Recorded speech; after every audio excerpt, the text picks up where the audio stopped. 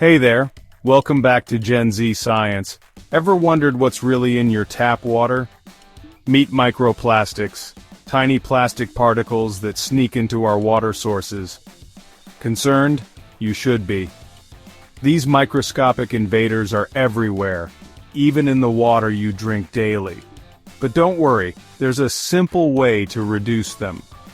Researchers suggest that boiling your tap water can significantly reduce these microplastics, especially in areas with hard water.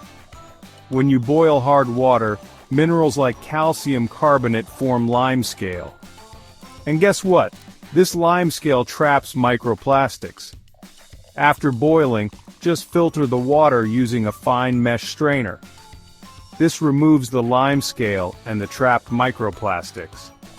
This simple practice can cut down your microplastic intake by up to 90%, depending on your water's hardness.